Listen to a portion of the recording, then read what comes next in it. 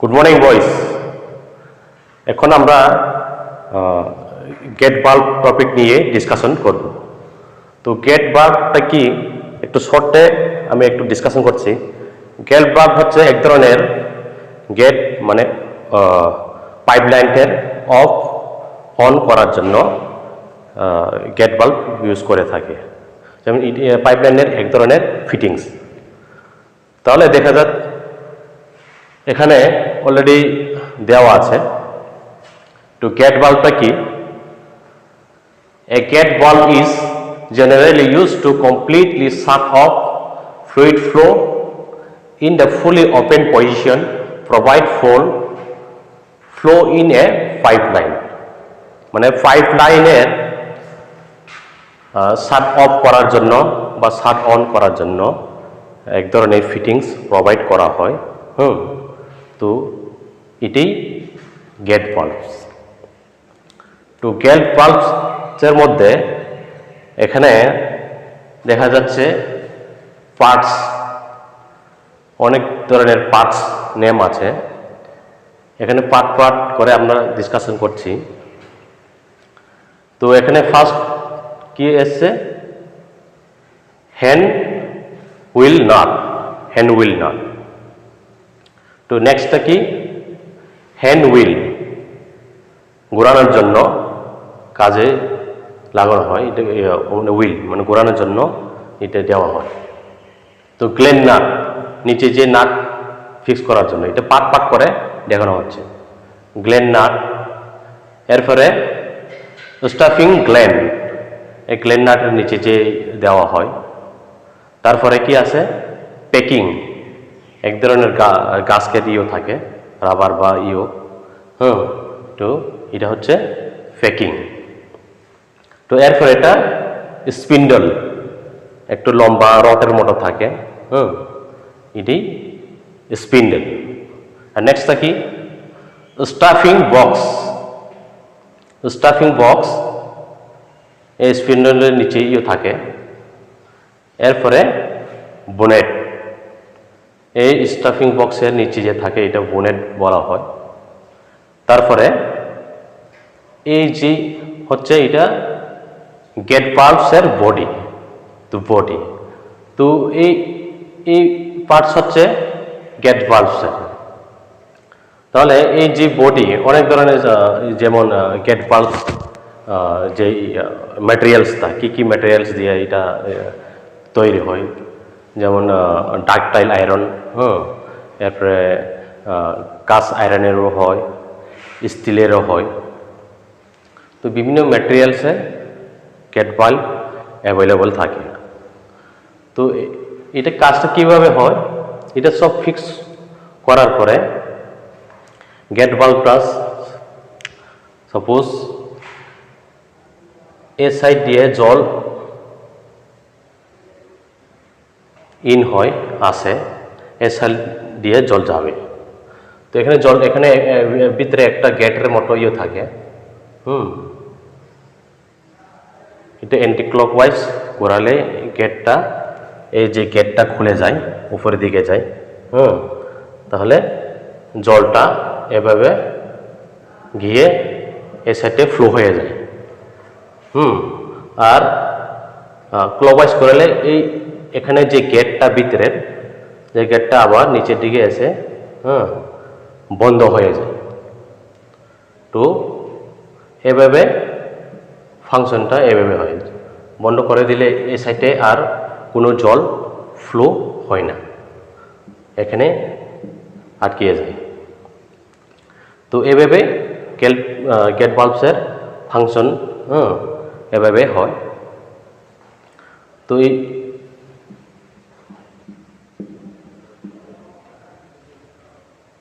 Gate bulbs তাহলে ফাংশনটা আমরা জানলাম। তো কিছু ফাংশনের বা গেট বাল্ব ইউজ করলে আমরা কি ডিফেক্ট হতে পারে বা কি কারণে হতে পারে বা রিমেডিস কি, এটাই আমরা এখন জানব। তো অলরেডি এখানে পয়েন্ট দেওয়া আছে, কয়েকটা পয়েন্ট দেওয়া আছে। তাহলে আমরা জানবো কি হতে পারে। তো ডিফেক্টে কি হতে পারে এই গেট ভালভসে আমরা ইউজ করলে তো অনেক ধরনের হবে মানে ডিফেক্টও আসবে, এটি আমরা এখন জানব। তো ডিফেক্ট এটা ডিফেক্ট, এটি হচ্ছে কজেস রেমেডিস, তিনটা এখানে কলম দেওয়া আছে। তো ফার্স্টটা কি আছে, water flowing from around stuffing box স্ক্রিউ।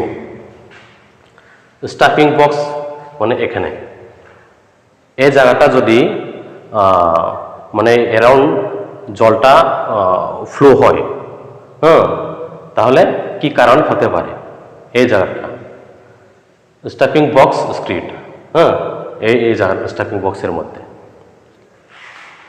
Water flowing হলে কি কারণ হতে পারে, defective packing in the stuffing box.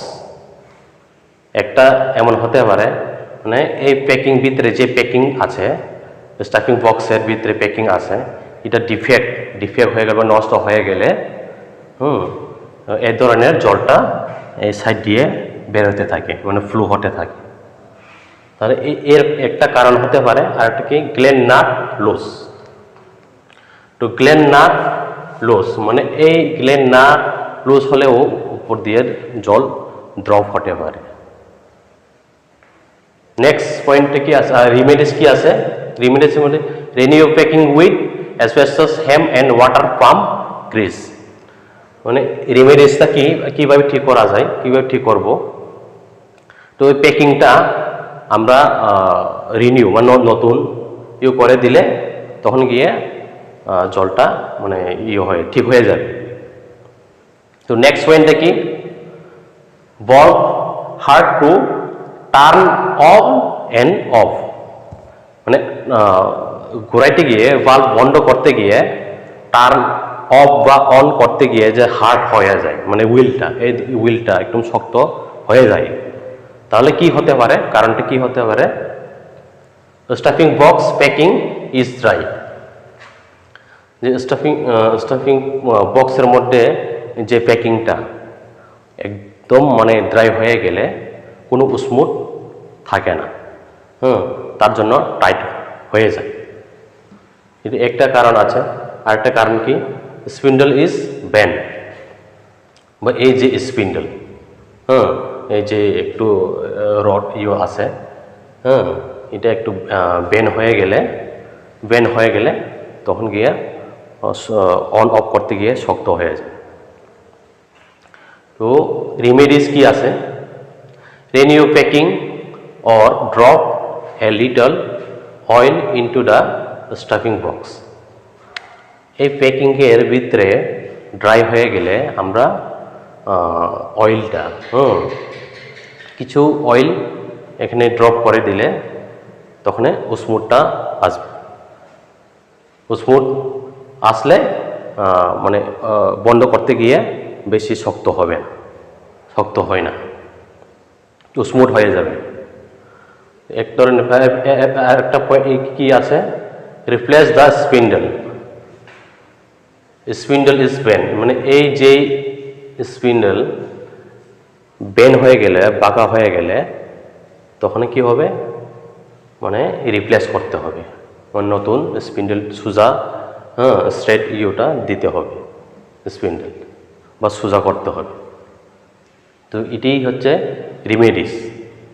আর নেক্সটটা কি আছে, ডিফেক্ট কি আছে, spindle rotates continuously when turned so that the gate valves does not close।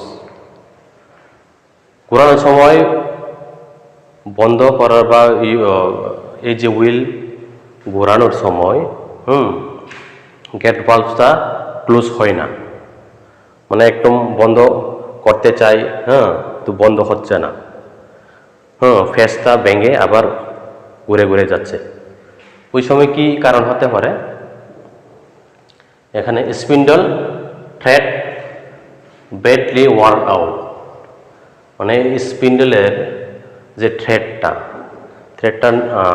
মানে নষ্ট হয়ে গেলে বা ড্যামেজ হয়ে গেলে তার জন্য মানে কন্টিনিউয়াসলি এটা করতে থাকে টার্ন, ওইটা হয় না, ফেসটা অলরেডি ড্যামেজ হয়ে গেছে, তার জন্য ওই রকম হয়ে যায়। তো এখানে রিমেডিস কি আছে, replace the worn out parts, তার মানে এই ফেস হয়ে গেছে, নষ্ট হয়ে গেছে, ড্যামেজ হয়ে গেছে, তার জন্য নতুন ফেস এরকম দিতে হবে। তো এখানে 3টা পয়েন্ট আছে, আরও অনেক কিছু আছে, কিন্তু এখানে 3টা আছে। এটি হচ্ছে মেন যে প্রবলেমসটা আছে, বা মেনটেন্যান্সের ক্ষেত্রে এ ধরনের আছে, দেখা যায়। তাহলে আমরা এখানে অলরেডি গেট পাল্পসের সম্বন্ধে জানলাম, গেট বাল্বটা কোথায় ইউজ করা হয়, যেমন মেন সাপ্লাই লাইন বা পাইপ লাইনের ক্ষেত্রেই বেশি ইউজ করা হয়, প্রোভাইড করা হয়। তো এখানে জানলাম পার্টস অফ গেট বাল্ব, বিভিন্ন ধরনের পার্টস নেম আছে, তো পার্টস নেম আর কি ফাংশনটাও জানলাম, এভাবে জল আসতে গেট মানে অফ অন করলে কিভাবে জলটা যায়, এটাই জানলাম। আর কী কী ডিফেক্ট, কজেস, রিমেডিস কী কী আছে আমরা জানলাম। তাহলে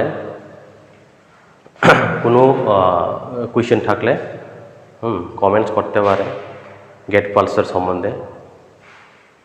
থ্যাংক ইউ।